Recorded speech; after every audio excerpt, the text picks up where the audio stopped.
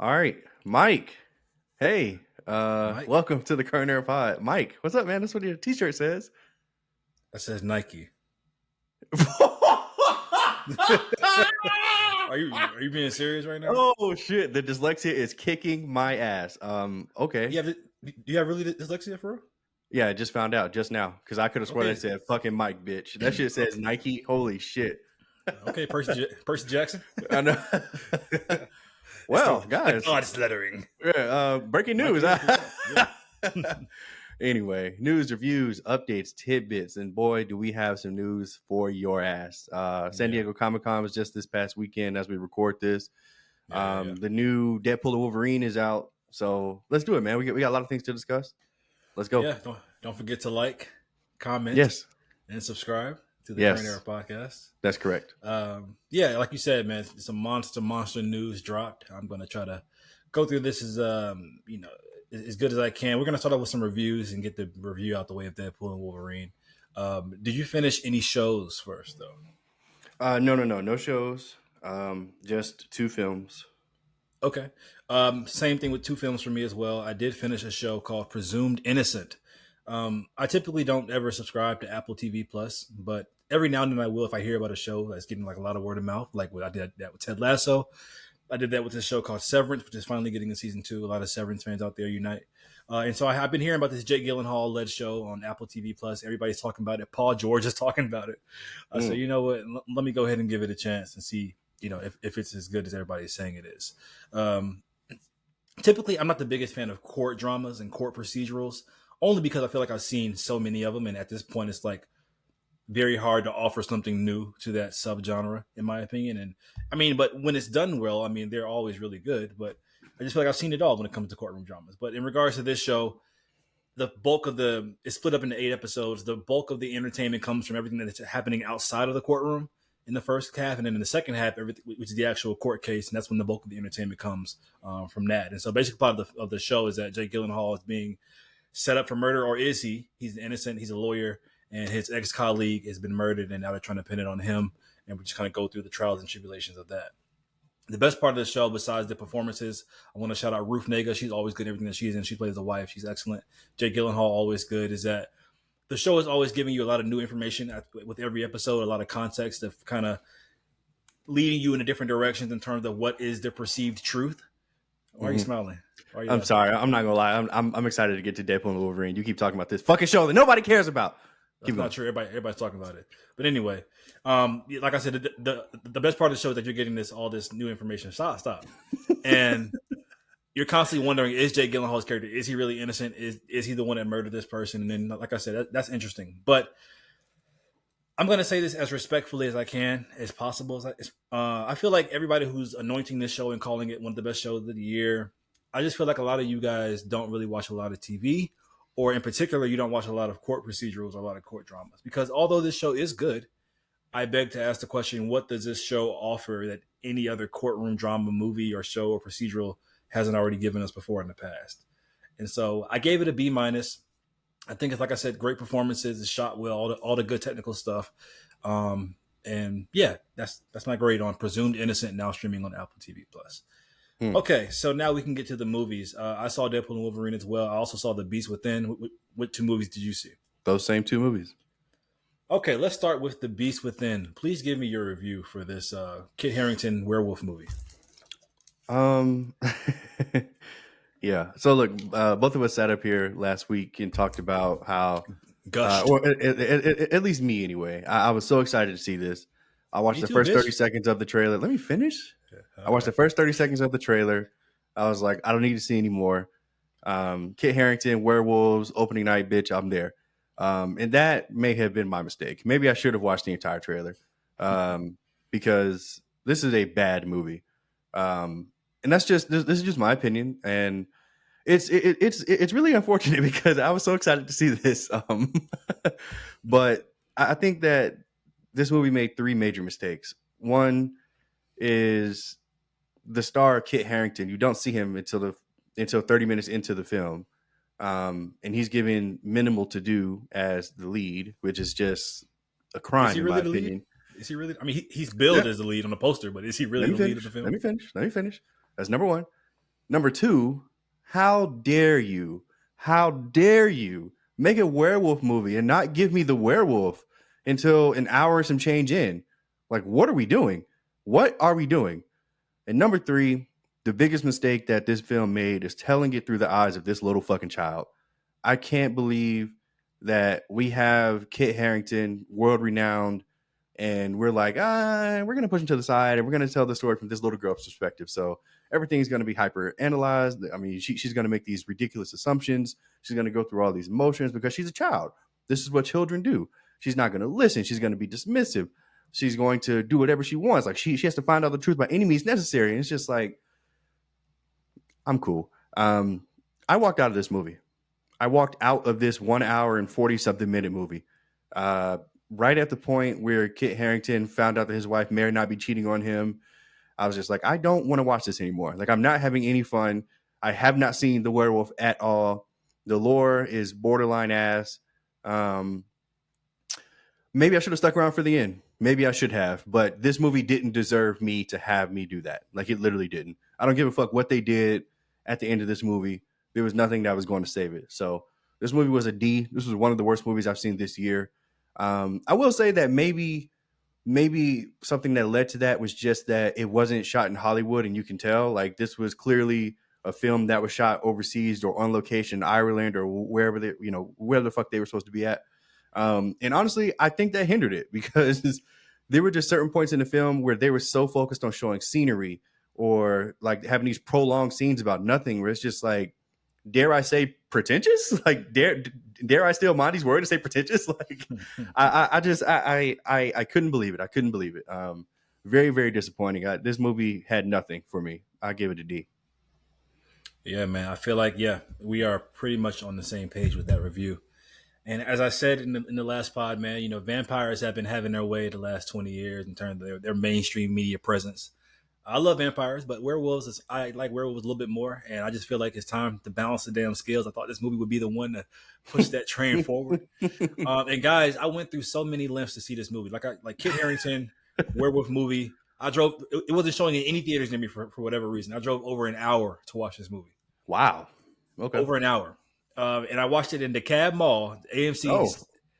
Never again. Goddamn it. Oh my God. That shit is the most rundown AMC I've ever been to. Okay. It literally smells like shit and piss. The seats don't elevate in this theater. So like if somebody's sitting in front of you, thank God they weren't, you literally just see in the back of their head. Like the seats, there's no elevation. It was insane. Anyway. Oh shit. That's funny.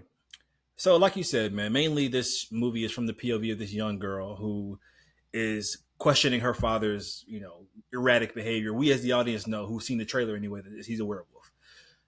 Like Abigail, the movie did take a while to get to the point where, because we are as the audience already know what the fuck is going on. So that was kind of cumbersome having to get to that point.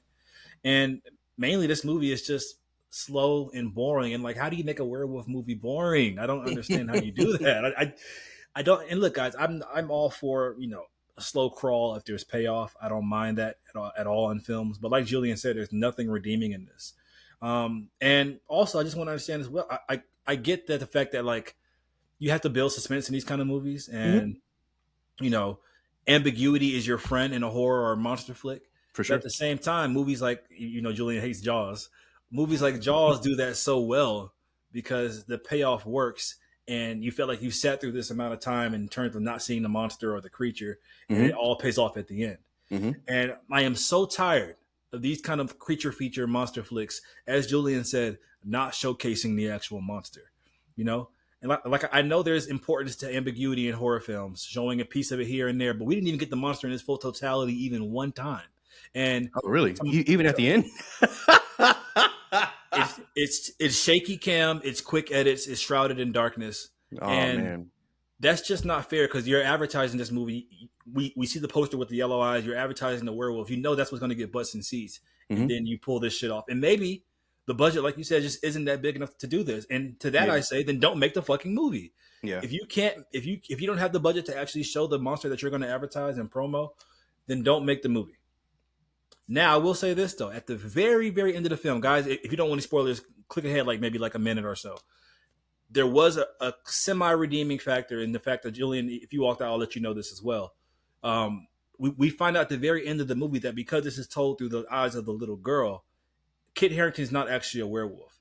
It's how she's interpreting it as a kid. He's really just an abusive father and husband. And so we learned that. And so that was kind of, that was kind of an interesting recontextualization of everything that happened in the movie. But by that time, it's like the very, very end, it was too late. It was too late. Okay. And the movie didn't do a good job of also kind of like making that really connect, because like, why was he being chained up? Like, obviously she saw it through her eyes, but like, it's a lot of things that happen in the movie that don't really add up to that making sense, unless it's just her imagination just going wild. So that was kind of cool at the end. But like I said, by that time it was too late. I ended up giving it a C-. It would have been a D, but that was a really cool recontextualization at the end. So C- for The Beast Within. Interesting. Okay. Cool. Which is why like clues, like when he finds out her dress, like, oh, you're trying to leave me, all that kind of shit kind of makes sense. But yeah. Anyway. So what were they feeding him for? Exactly. Like shit like that is like, it's not connecting. Like, why was the coat bloody? Like, it's just, so. Or is that supposed to be the mom's blood? He's beating on her. But that was too much blood though. Like, that's like you slaughtered an animal. Like, anyway. Okay. Now it's time for the big. Wait. And I guess the story he told about his father or his grandfather being a werewolf, that was just made up by her as well. Well, he probably said that, but he never said he never said werewolf though. He said monster. Monster. So he like I guess his father was a monster as well, an abuser as well. Yeah, I'm so glad I walked out of this bullshit. Okay, thanks. Let's go. Okay. Now it's time for the big one, guys. One of the biggest movies of the year, if not the biggest movie of the year, maybe besides like Doom Part 2 and Wicked. Deadpool and Wolverine is out now. Just before, Julien, before you give your thoughts, I just want to give the stats on it real quick. It's been destroying. Opens with 438 million worldwide, which is like movies haven't even made that their entire runtime over the course of 10 years.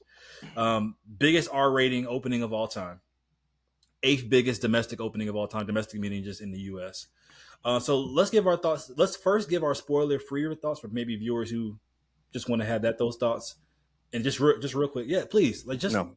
Yes, no. Just a quick.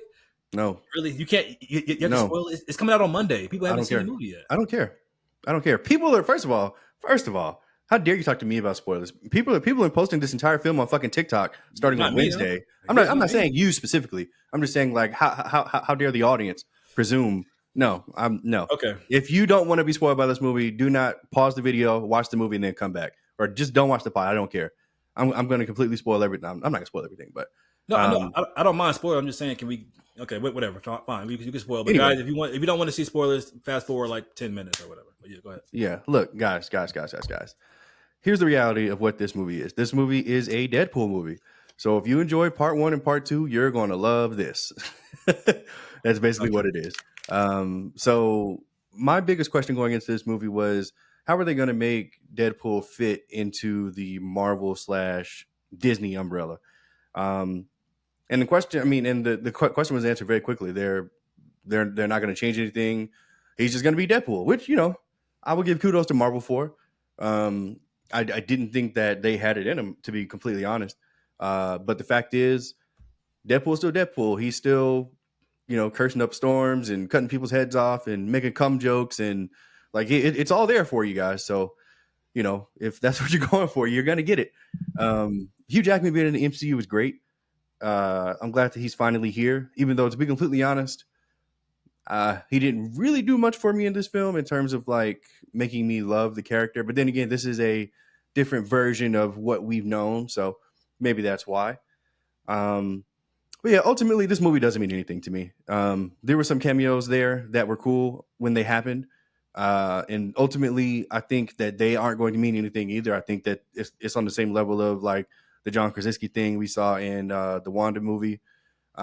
These are going to be one-offs, and I'm fine with that. Ultimately, it was cool in the moment to see them in the theater, but unlike what we got with Andrew and Toby, I don't think that it's going to have any lasting impact, and I mean any. So whatever. But yeah, ultimately, this movie doesn't mean anything to me, guys. I'm sorry. I'm not a fan of these Deadpool movies, and that's basically what this is. This character trope that we talk about all the time of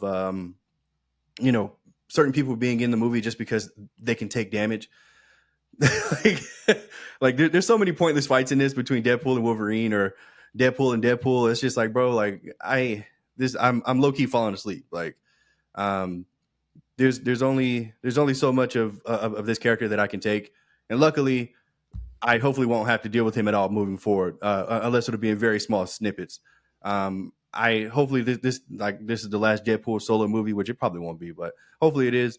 I'm sure we'll see him in the Avengers, but it has to be toned down to make it PG-13 or whatever they're going to try to release the Avengers as. So, yeah, I mean, that's pretty much how I feel about it. We can talk about the cameos and all that after the fact, but the actual movie itself, it doesn't mean anything to me.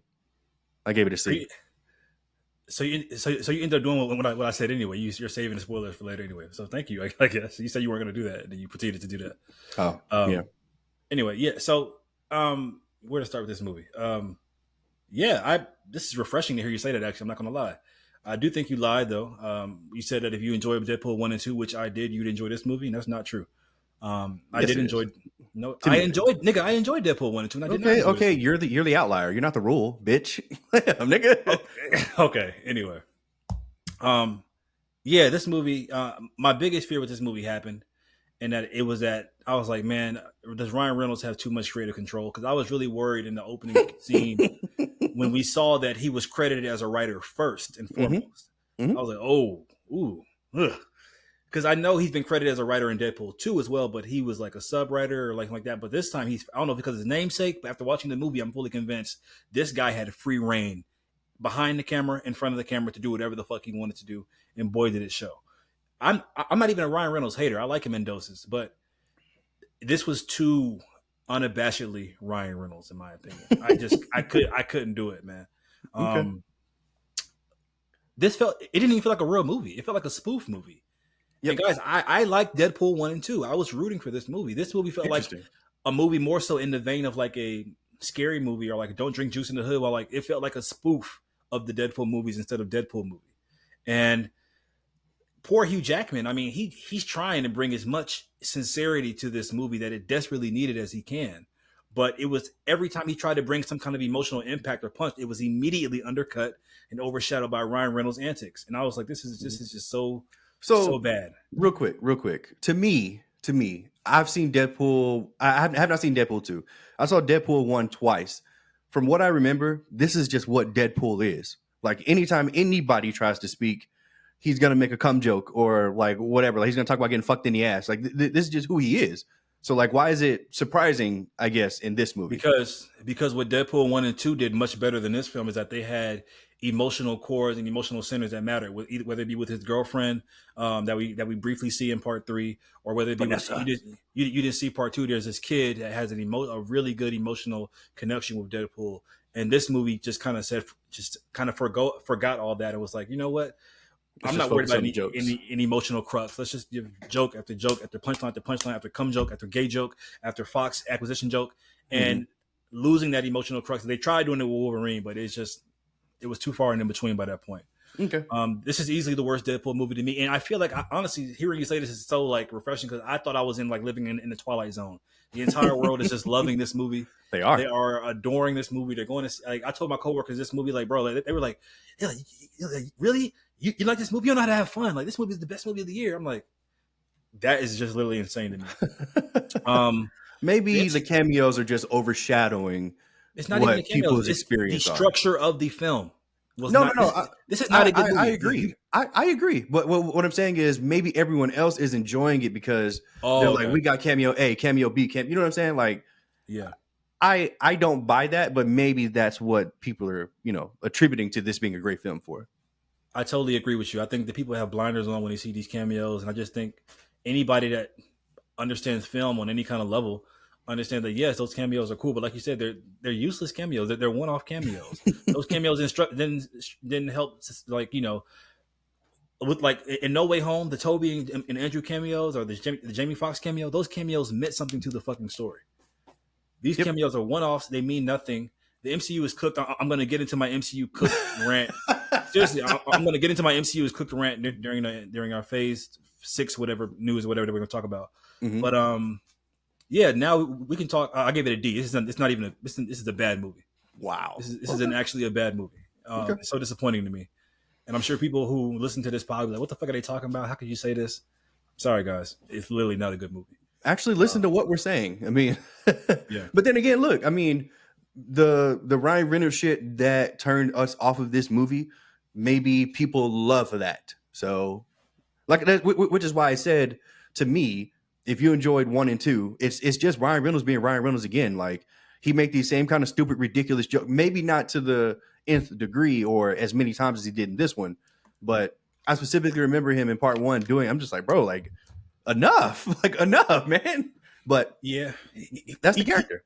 I think he just had too much free reign. Like in other movies, he was able to be himself, but there was a director able to reel him in. I think Sean Levy has no control over Ryan Reynolds. Okay. Now let's just talk some of the things that we saw in the movie that are kind of cool, or some of the cameos or whatever. All right, guys, full spoilers, guys, full spoilers. Yeah, if you don't, just stop it. Stop the fucking video. Full spoilers, okay? Go ahead, Mondy.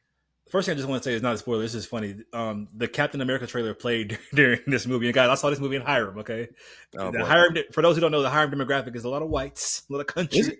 Oh, okay. Yeah. Well, it's more mixed now, but like it's still a lot of country redneck people in Hiram. Mm-hmm. When the Captain America trailer played, I heard somebody say, "You mean Falcon? This ain't no Captain America." and then there's a line in the trailer when I think Harrison Ford goes, "You're not Steve Rogers," and people in the crowd like, "You damn right." Wow. Okay. Even though I agree, fuck you, bitch. Look, silent repost. I couldn't help but feel like that was an attack towards me. I'm like, y'all niggas are racist as fuck. Fuck yeah. Anyway, now we can kind of trade spoilers or whatever. Just have like an open discussion. Yeah.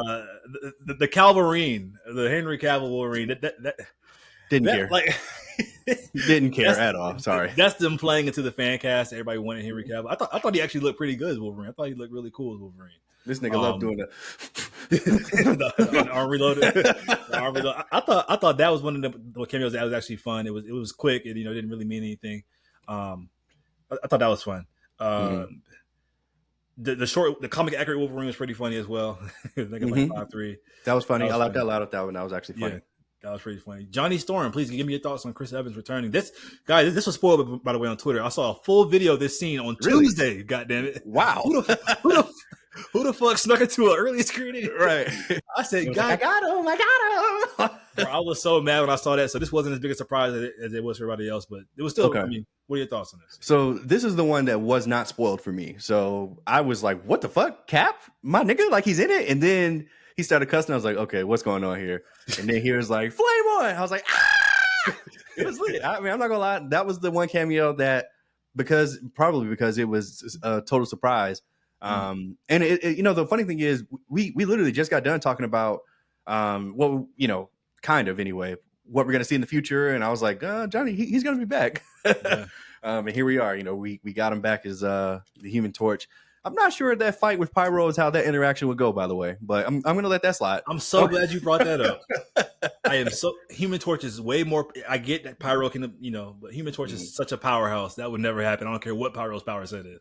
Yeah, that would never. And also the way the movie was cartoony, like the way he fell on his neck, he would have fucking died. Like, why is he still alive? Like that kind of shit. I know it might be little, but like that bothered me. The post-credit scene with him. Did you like that? I did. It was funny. I'm actually glad I stayed for it. It gave me some payoff to the scene. I was like, okay, cool. Which before we move on to more spoilers, what the fuck can this evil bitch, Charles Xavier's sister, like? Is she God? Like she's invulnerable. She can get stabbed and not die. She can peel your skin off. She can massage your head and tell your feelings. Like Jesus. And in the comics, it's even more OP than that. So yeah, great. Love that. Okay. So her as a villain. I've been seeing people rave about her as a villain. I mean, rave. Yes, I don't blame I think the actress did what she could, but I think it was just written poorly. I don't think that was a good villain at all. She's super forgettable in my opinion. What do you think about the villain? Literally super forgettable. Like aside from the fact that she was insanely overpowered, I was just like, okay, I don't care. She's done great. Like I said, bro, I'm living in the Twilight Zone. People are like, this movie's like Oppenheimer. Welcome. This is how I live my life constantly. I'm always on the other side, and it's like, wait, what? But yeah, okay, welcome. Finally. Okay, now it's time to talk about the big three or the big four, the team up. We got X-23, who grew up. God damn it, he grew up nice. Okay, horny. Which they spoiled in the trailer, which was so fucking stupid, but okay. Kevin Feige said, "Oh, I did that because I wanted her, because she really wanted to go to the red screening, the red carpet screening or whatever." I'm like, nigga, say no, bitch. You're Kevin Feige. Anyway, X-23, Elektra, played by Jennifer Garner. Mm-hmm. Wesley Snipes, Blade. I got a big crowd reaction. Yep, looking old as hell. Looking old as fuck. Channing Tatum as Gambit. I ain't gonna lie, that shit was funny the way he was talking. Like hilarious, absolutely hilarious. Okay, so let me just go down the list here, please. Who was first again? X-23. X-23. Yeah, didn't care. Sorry, they spoiled it for me. Didn't care. Didn't love Logan. So when she was back and when she was fighting with her backpack, it was super weird. And I was like, okay, she's using the backpack for the head. Blah, whatever. Jennifer Garner as Elektra. Nigga, nobody saw that movie. Nobody saw that movie. And even I'm gonna say, even if you're fucking film nerds like me and Mondy, and you're one of the 10 people on Earth who saw this movie, I promise I did not care. Like, she walked out and I was like, oh, okay, like cool. Okay, and then Wesley Snipes' Blade was the one that got spoiled for me. Really? I think I saw this like last week. Like, nigga, I promise you, like, it was a full recording on TikTok. I was like, how? Like, just like that's not fair. But yeah, he's looking old. Like the walkout was crazy. I was like, oh my god, is he okay? Like, is he okay? Like, just like if you're watching again, just watch him walk out. Like, he's like kind of teetering. Like, he's like barely making it. It's like, damn. And why the fuck did they not give him an actual sword? Why was he fighting with that little ass dagger? And where was in the comics he uses daggers? Fuck that. He had a sword in all 3 movies. I want the sword. In the comics too, but yeah. And then Channing Tatum's Gambit was a big surprise. It really just because, like they mentioned in the movie, this never happened, buddy. Like, what are you doing here? Like, what are you doing here? Well, this movie was in production and everything. It just got shut down. Yeah, but like I said, it never happened. It's never happened. The dialogue and everything that he was doing was absolutely hilarious. Was Channing Tatum the best part of this movie? Oh my god, that sucks. But yeah, what do you think? Yeah, X-23. I mean, like I said, like that could have really been a good emotional thing with her and Logan. It could have been. It could have worked, but it just didn't because, like I said, constantly undercut. But Daphne Keane, Asian nice. Okay. Elektra. Like you said, who gives a flying fuck? She does look good though. She's aged pretty well. Mm-hmm. Unlike Blade. God damn it. What's he? No, I mean, I can't say he's aging badly. He's just an older guy. Yeah, he's 60. But the nigga was talking like an old nigga, walking like an old nigga. Even the Ice Skate Up the Hill line didn't even hit. It's like, I'm like, get this nigga off the screen, bro. Like, you actually ruined the legacy of Blade by bringing him back. And I tried telling you this. I think you said, yeah, like bring Wesley Snipes back. I'm like, bro, no, he's not. It's not gonna go how you wanted to go. And then we saw that for sure. Nigga was hobbling. And then Channing Tatum, I couldn't take him serious again, but he was funny as hell. The accent was hilarious. I was dying laughing. A little fat in the face, but whatever. Nigga could not move that neck at all, boy. That shit was airtight. Nigga was. Another thing that bothered me in this movie. A little OP in the movie too. Anyway, another thing that bothered me in the movie as well is Wolverine's healing factor matched Deadpool's, and that's never been the case. Like they did that to obviously just have them fight each other and go back and go at it for hours and hours and hours. But like Wolverine, he can heal fast as fuck. But like Deadpool's is another level of healing. So I don't like how they made Wolverine's healing factor match his. That's just a little gimmicky thing that thing I don't like. But I also hated the fucking mask. I mean, people were cheering when the mask came on. I'm so glad that you. Well, okay, I won't say that I hated it, but it looked goofy as fuck to me. From the side, I didn't like it or love it. The profile looks good. The front on it, the eyes are way too big. It looks like a cosplay fucking mask. I was not a fan of the mask. I'm glad he finally put it on, I guess. But if you're gonna do it right. I've seen cosplay masks look better than that. There's a reason that he only had it on for a limited time, and there's a reason that he didn't have it on until the final act. And that reason is because it looks goofy as fucking fuck. So yeah, or because they just want to show Hugh Jackman, his facial expressions, and nah. They were like, okay, put it on Hugh. And they were like, oh shit, take it off, please. Take it off. But I will say this though, his body, god damn, Hugh Jackman, that shit, like nigga, I'm like, is that a body double? This nigga's body for his age, for anybody's age, is insane. Until he's 90. Yeah, bitch, you're locked in, bitch. Bro, What's the workout routine, Hugh? Like that was like no homo. That body was like perfect. I was like, Jesus Christ. All right, nigga. Okay, my nigga. Holy. How many compliments you gonna give this nigga's body, dog? Anyway, yeah, get it together. Nigga body about to faint. That nigga said, we took that shirt off. I saw him throw that ball. What got monotonous for me was all the slow-mo scenes with the music in the background. Like, it just got like Sean Levy, who I don't think is a talented director at all, is just trying so hard. Damn. He's trying, like, bring back Robert Leach, who did Deadpool 2. He was so good. I still think you should watch Deadpool 2, honestly. But anyway. No thanks. Okay, I don't even blame you. But it's just so many scenes in this movie where they're just trying to be cool. Like, just be cool. You don't got to try to be cool. The other movies did such a better job of just being cool. And also, what really bothered me is that the end credit scenes, there was showing love to the X-Men, to the Fantastic Four, but no Blade love, the guy that saved Marvel. That was only for Fox. Oh, you're right. Okay. Well, then, you know what? I'll take that back. But I was like, why is Blade not in these? Okay, that totally makes sense. And also, it was kind of cool, too. Like, if you know the history behind Ryan Reynolds and Wesley Snipes, like, those niggas actually hate each other. Well, I'm sorry. Wesley Snipes hates Ryan Reynolds. Yeah. And so the fact that he was able to come back is also like a different layer of kind of cool as well. And I'm so glad that it was rumored that Sean Levy would be the director of the new Avengers movies. I am so glad that they chose with the Russo brothers. God, thank you so much. But do you have anything else you want to talk about? Not really, man. We talked about the cameos, talked about the Ryan Reynolds-ness of this film. Hugh Jackman, again, just shout out to you, man. I'm so glad that you're in the MCU. You are going to be working, bitch. So get fucking ready, stay in shape. Avengers 5 and 6 are on the way, and you're going to be in both. I cannot wait for the Hugh Jackman, Toby, Robert Downey Jr. scene. I mean, we're getting it one way or the other. So I'm actually excited for the future. So let's keep going. All right, let's talk about what's coming out next, and then we'll move on to the big SDCC news. There it is. Pearl hits Netflix on August 1st. For everybody who's a fan of X and haven't seen Pearl yet, or you just want to see Pearl again. I've never seen Pearl. I was a fan of X, so I might watch this. And then, of course, the third in the trilogy, Maxine, is out right now in theaters, I believe, still. Also, Kingdom of the Planet of the Apes, which I think Julien still has not seen, releases on Hulu August 2nd, so you'll have a chance to watch it there if you'd like. What a wonderful day! What a wonderful day! TikTok edits, love them. Still one of the best villains of the year. A new Dexter series. God, they keep making these. It's called Dexter Resurrection. Is in the works. Michael C. Hall is set to return as Dexter, releasing next summer. I've been hearing some like people who watch the show, like they beg me to watch it. I'm pretty sure it's really good. I just haven't gotten around to it.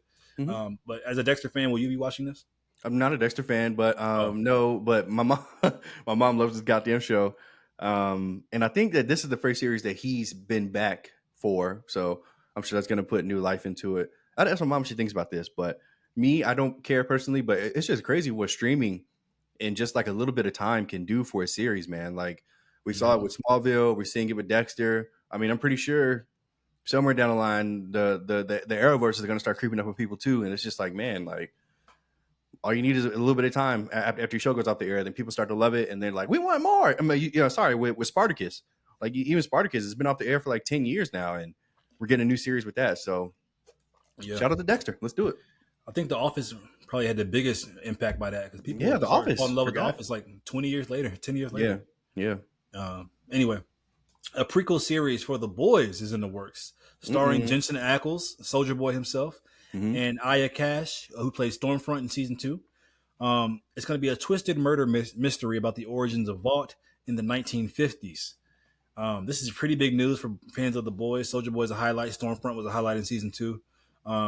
It's funny how The Boys started off making fun of how all these superhero movies have all these spinoffs and stuff like that, and now they're doing the same thing. I am inevitable, as Thanos would say. But I'm not sure if you have any thoughts on this because you never saw season 3 with Soldier Boy, but you did see season 2 with Stormfront. I saw half of season 2. I didn't finish it. Oh, okay, you didn't finish it. Well, as a big Boys fan, it's actually pretty intriguing to me. Soldier Boy was like one of the best new characters ever introduced in the Boys lore. So, and Stormfront's cool, I guess. So we get to see how Vought started, and yeah, I'm pretty sure it's rumored that we'll see the first hero-gasm. That's in season 3, the big orgy that the superheroes have every year. That was a crazy episode. Still the best episode of the entire series to me. So yeah, we'll see. The Walking Dead, Daryl Dixon has been renewed for a season 3. As a Walking Dead 3? fan, Damn. Okay. as a Walking Dead fan, what does this mean to you? Well, okay, so I think season 2 may have been like the Book of Carol or whatever, like Daryl Dixon, the Book of Carol, because I know that the actress who plays Carol actually came back to that show. So I have no idea what part 3 of this is going to be. I'm not interested. I'm done with The Walking Dead unless it's Andrew Lincoln himself. But yeah, I mean, shout out to AMC, shout out to Daryl. That boy, that boy getting that money, boy. It's so funny. This nigga's not in the comics. Like, he was a write-in for the show. He became one of the show's most popular characters. It's crazy, man. It's crazy. You never watched season 1 when he was in France, right? No, I didn't. I was just okay. Also, horror fans, In a Violent Nature 2 is in the works. This is the movie that came out this year from the horror movie from the POV of the slasher in the woods. Interesting. I'll be here for this, sure. Glenn Powell confirmed that he's returning for Top Gun 3 and that a start date has been set for the project. You still haven't seen Top Gun Maverick, have you? Haven't seen any of the Top Guns. It's just one. It's just 2. The 80s one, honestly, you don't even have to watch that one. If you just watch Top Gun Maverick, I think you'll absolutely love it. It's just great filmmaking, like just great American action, just good stuff there. I'm excited for part 3. Yeehaw stuff. Love it. It's good stuff, man. I'm not gonna lie, it's good stuff. And lastly, I Am Legend 2 is confirmed to be a sequel to the alternate ending cut, which I already has assumed. This is the one where Will Smith lives and things don't go well for humanity.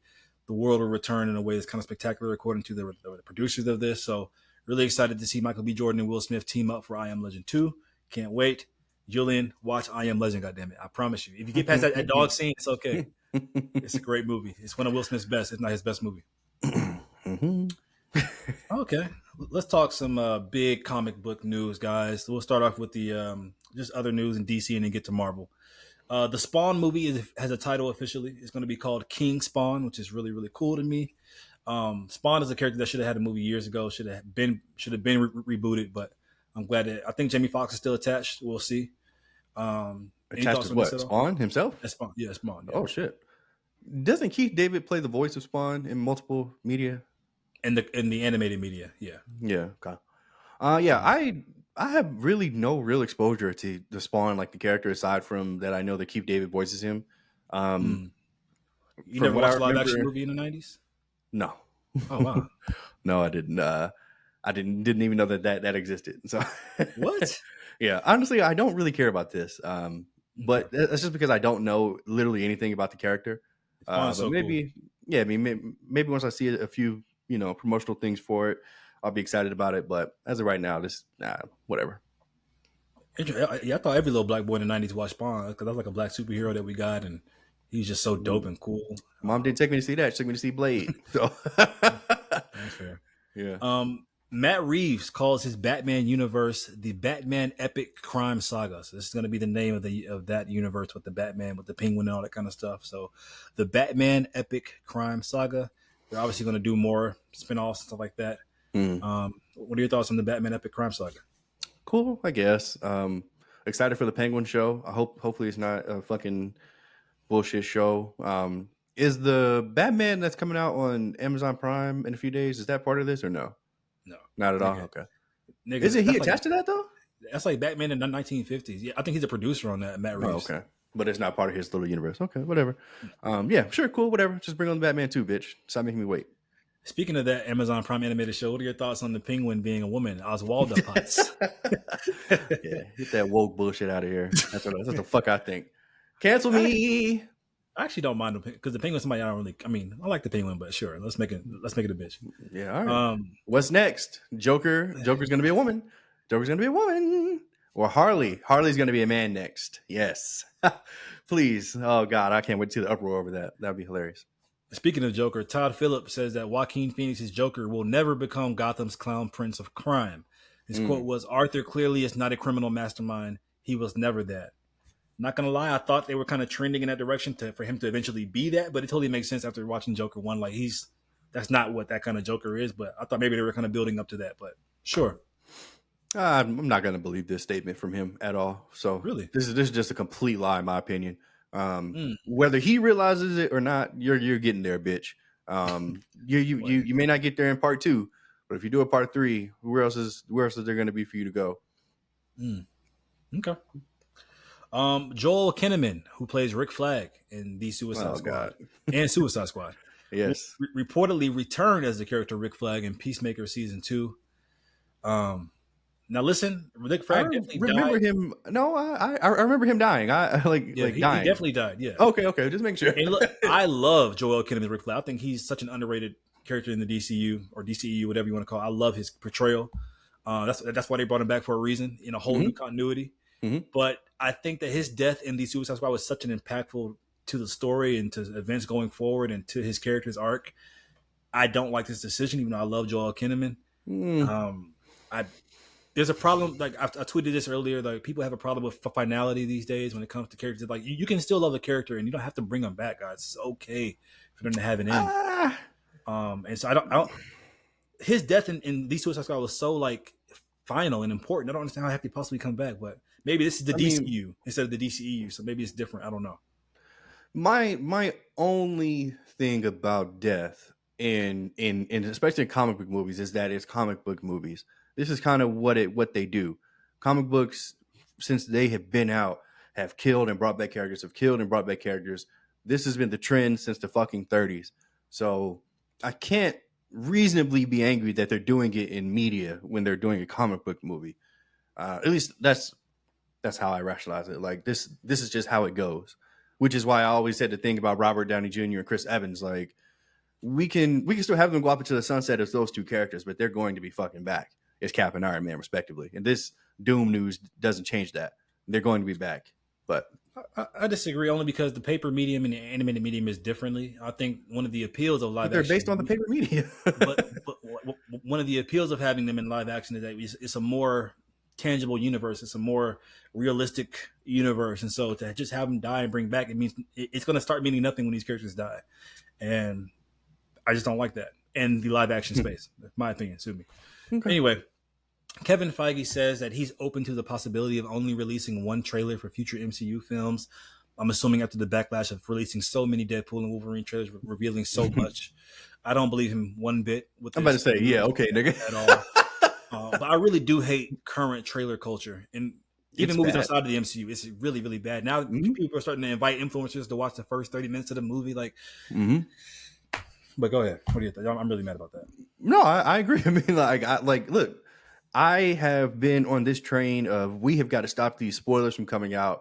We have got to stop everybody giving their opinion a week before the movie comes out. Like it's not fair. Like it's not fair to us regular ants that have to wait until it comes out for the world. So I'm so on your side. Like I can't stand it. Yeah. Not only is it not fair, it's not fun. Like how do you like that? You like to see spoilers? Like that's weird to me. Anyway, Kevin Feige says there's no immediate plans for Eternals 2. I'm the only one that cares about this. I'm deeply saddened. I mean, it could still happen. It just means immediate as in like this next year, maybe. No, I don't think Eternals is going to ever come back, honestly. Well, and have their own feature length. Maybe they'll be, dropped here and there, but whatever. Now let's talk the big San Diego Comic-Con news for Marvel. The next Avengers films are revealed.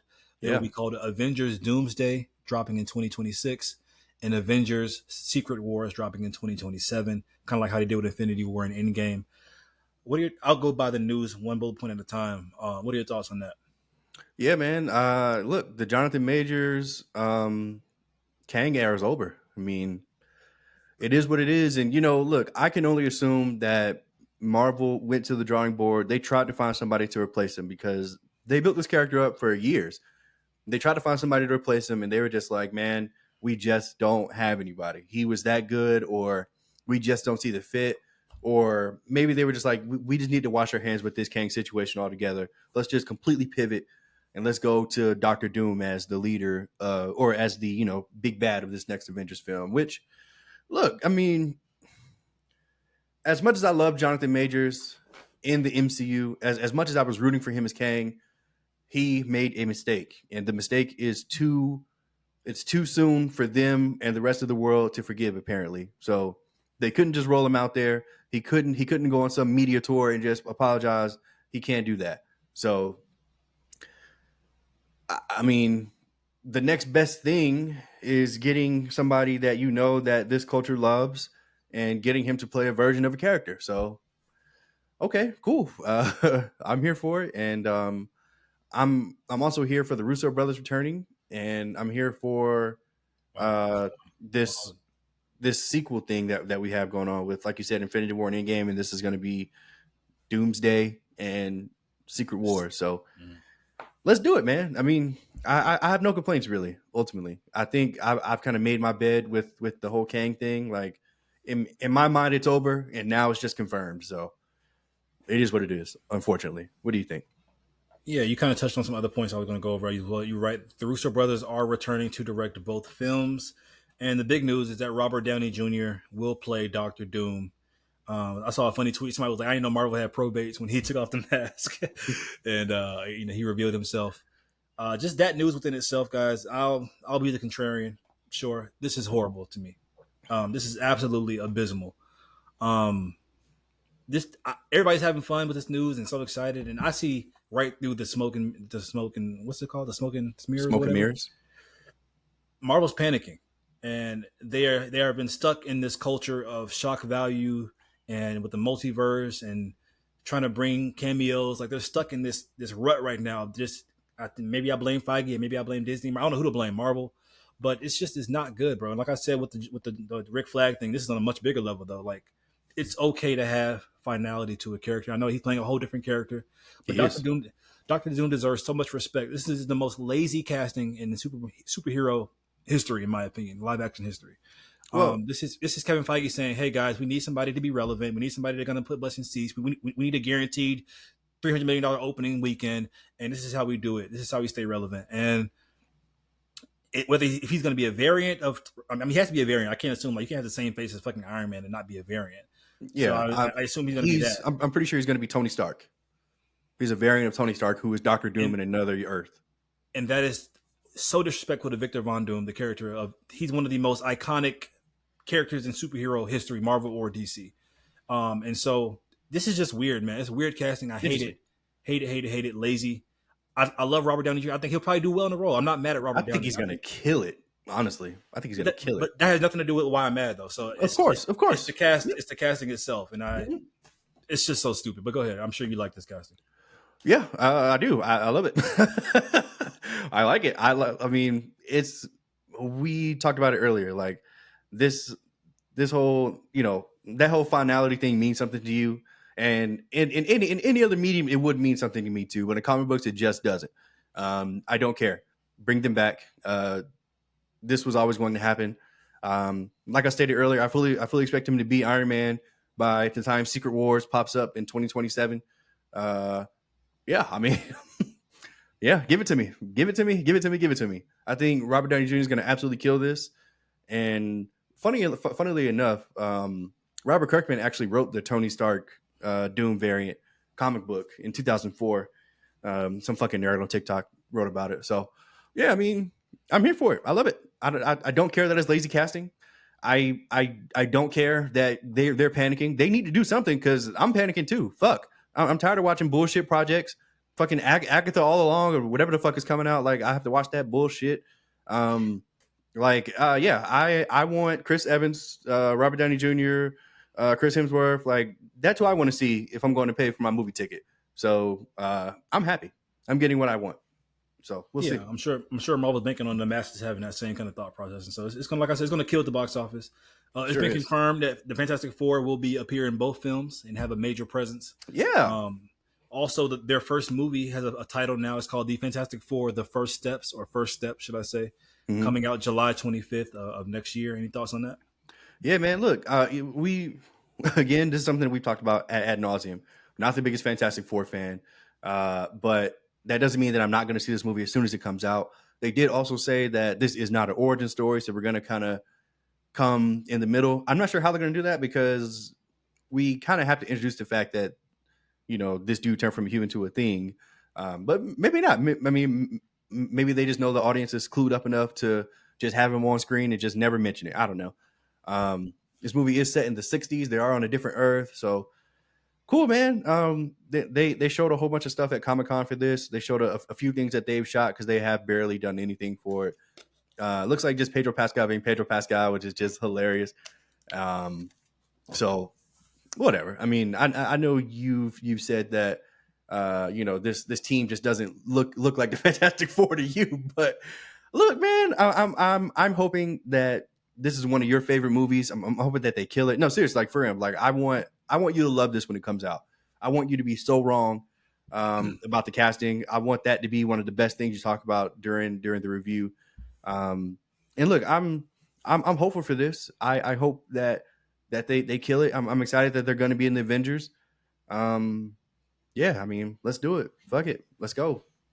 Anyways, moving on. Adamantium will make its MCU debut in Captain America: Brave New World. Apparently, Celestials will be made out of this iconic Marvel metal. Interesting. I'm wondering if it's going to be stronger than vibranium now, because that would be a flip from the comics, kind of. What are your thoughts on that? Yeah, I wasn't really sure what to make of this, honestly. I mean, I guess it's cool that adamantium's in there just because, that means a certain character has to be in it. But yeah, I don't know. I don't really know if I should be excited or not about this, honestly. I guess we'll have to see what they do with the Captain America film that comes out in February, I believe. So we'll see. Yeah, the idea of a celestial being made out of adamantium is kind of cool, I guess, in theory.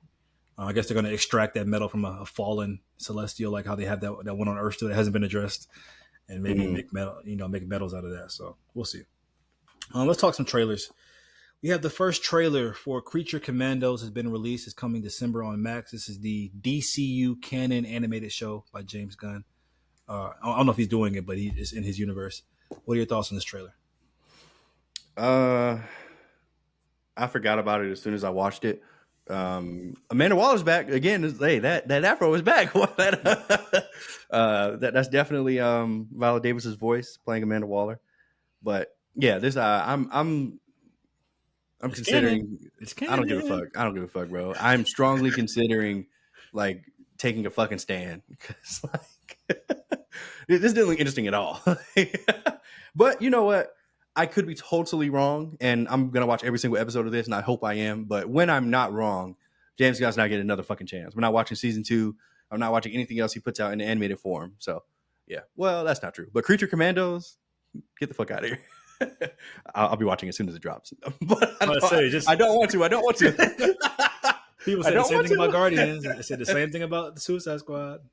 Who are these little nobodies that nobody cares about? James Gunn thrives in that. Speaking of that, though, have you been watching the Suicide Squad anime that's been out? No.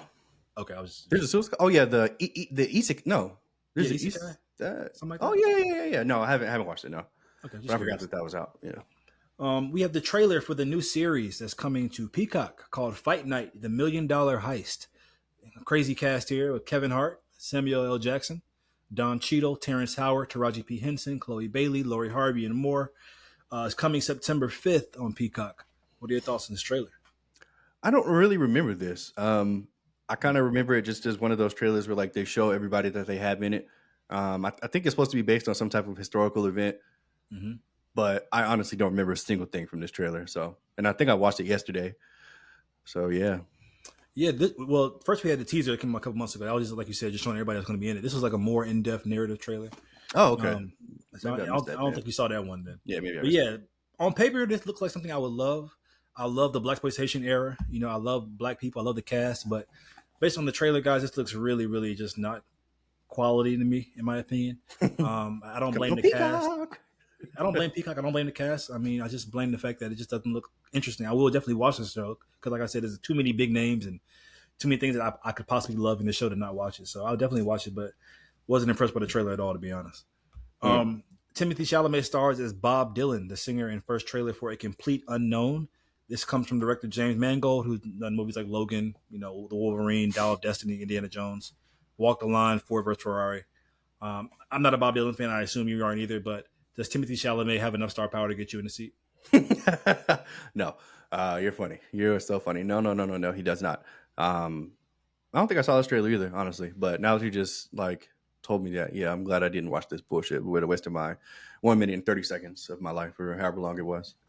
Yeah, I've always heard of Bob Dylan. Never listened to his music, but unfortunately, the Lisan Al Gaib is enough to get me in the seat. So I will be there. You're I disgusting. am Bob Dylan, Duke of New Jersey. Anyway, and last trailer here, guys, is for Twilight of the Warriors, Walled In. This is a trailer I had no idea about. I saw it in my screening for The Beats Within. Me too. And it's coming to theaters August 9th. This is a foreign film, I believe, in China. Yes. But I was so impressed. I was like, fuck it. Let me tag Julien and see what he thinks about it. Yeah, man. This looked awesome. This was like, I think, the only trailer during that screening that I had literally any interest in. Same. And I was just like, okay, like this. It kind of reminds me of Shaolin Soccer, where it's just like it's a comedy, but it's based in action. Yeah, it's a comedy. It's a comedy like based in action. There's a lot of actors I recognize from the films that I watch over there. So yeah, I mean, I'm cool. I mean, I'm not sure I'm gonna go to the theaters to watch this, but whenever it comes out on streaming, I'll definitely check this out. Well, I love a streaming, don't I? Yeah, Sure. I was impressed. I didn't get comedy vibes at all. Maybe I need to watch it again. But yeah, I'll watch this movie. I love a good foreign flick if it's done right. The action looks insane, so I love good action beats as well. So yeah, I'll check it out. Let's talk some tidbits real quick. Let me go find them. Zendaya and Sam Levinson, director of Euphoria, allegedly have a strained partnership after Sam Levinson turned all his attention towards The Idol, which came out last year with the Weekend show, and delayed submitting any scripts for Euphoria season 3. Meanwhile, a source close to Sam Levinson blames Zendaya instead of focusing on, because she wants to focus on her movie career, and says that it's all about her. She's like a diva. I can kind of believe both sides of this, to be honest. I can see Zendaya wanting to be a movie star and be like, yo, I need this shit now. I need answers now. And I can also see Sam Levinson be like, hey, I want to do this other show called The Idol. So I'll put Euphoria 3 on the back burner. But just interesting that they have a strained relationship. I don't know if that has any consequences going down the line, but what are your thoughts on that? This sounds like some baller alert type bullshit. This is the kind of drama that I just don't care to comment on, because we have literally no facts about any of what you just said. So let's move on. Alrighty. Well, speaking of facts, if you want facts, you fucking autistic.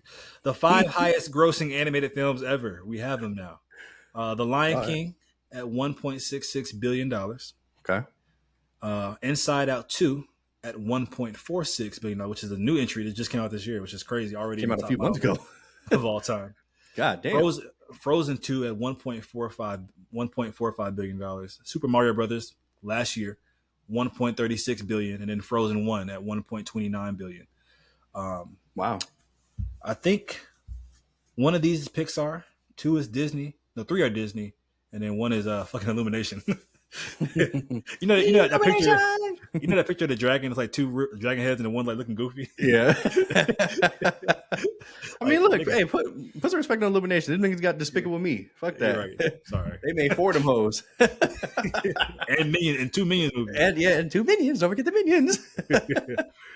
Anyway, last bit of news here, guys. It's some video game news. SAG-AFTRA, they're back again, guys. Is going on strike against the video game industry this time around. We're not going to consent to a contract that allows companies to abuse AI to the detriment of our members. Companies facing strike include Activision, Disney, Insomniac, EA, Take-Two, Epic Games, and WB Games. As a gamer, what does this mean? Well, this sucks. So we're in this era of everything looking beautiful, everything looking great as far as graphics go. We're in the era of performances. That's really where we are. Dating all the way back in 2013 from The Last of Us, where they were kind of like the first ones to get real credit for doing motion capture for these video games and actually having the actors in studio shooting it. God of War has done it in both of their games. GTA did it in GTA 5. Like, essentially, it's going to put a halt on games like that, like these huge, amazing games. Ghost of Tsushima, like, where they have actors in studio or they have actors doing voice lines. It's going to put a halt on that kind of stuff, which just sucks.